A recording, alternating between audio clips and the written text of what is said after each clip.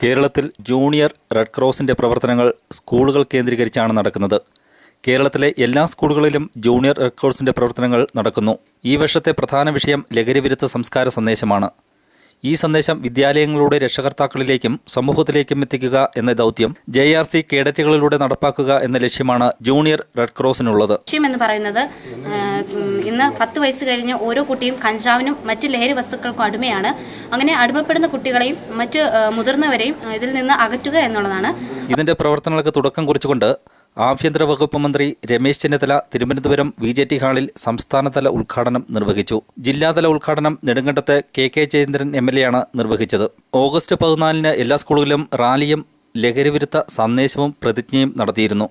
4ാം ഘട്ടമായി കുട്ടിക്കാനം, കട്ടപ്പന, വാഴത്തോപ്പ്, ചെമ്മണ്ണാർ, അടിമാലി, തൊടുപുഴ എന്നീ കേന്ദ്രങ്ങളിൽ നടത്താനിരിക്കുന്ന ക്യാമ്പുകളുടെ ഭാഗമായി ആദ്യ ക്ലാസ് കുട്ടിക്കാനം തേജസ്സിൽ നടന്നു. ലഹരി ഉപയോഗത്തിൻ്റെ ദൂഷ്യതയെക്കുറിച്ച് കുട്ടികളെക്കുറിച്ച് മനസ്സിലാക്കുവാനായിട്ടാണ് ഞങ്ങളിവിടെ വന്നിരിക്കുന്നത്. അതിൻ്റെ 10 കോടിയിലധികം കുട്ടികളാണ് JRC ഈ ലോകത്ത് തന്നെയുള്ളത്. അതിനെക്കുറിച്ച് ഞങ്ങൾക്ക് വളരെ അഭിമാനമുണ്ട്.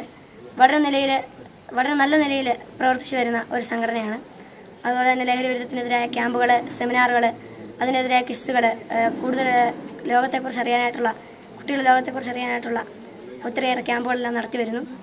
ഒരു സമൂഹത്തെ നന്മയിലേക്ക് നയിക്കാൻ വ്യക്തിത്വമുള്ള നല്ല നേതൃനിര വേണമെന്ന് ഉദ്ഘാടന പ്രസംഗത്തിൽ JRC ജില്ലാ സെക്രട്ടറി ശ്രീ വർഗീസ് വെട്ടിയാങ്കൽ പറഞ്ഞു. നന്മയിലേക്ക് നയിക്കാൻ വ്യക്തിത്വമുള്ള നല്ല നേതൃനിരയുണ്ടെങ്കിലേ ഒരു സമൂഹത്തെ നന്മയിലേക്ക് നയിക്കാൻ കഴിയും.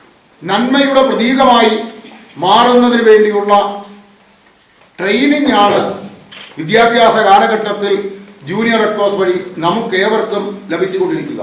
ക്യാമ്പിൽ N Vijayakumar, George Jacob, Jaison P Joseph, MP Rajesh, C Prince, George Jacob, MC Sebastian എന്നിവർ ക്ലാസുകൾ നയിച്ചു.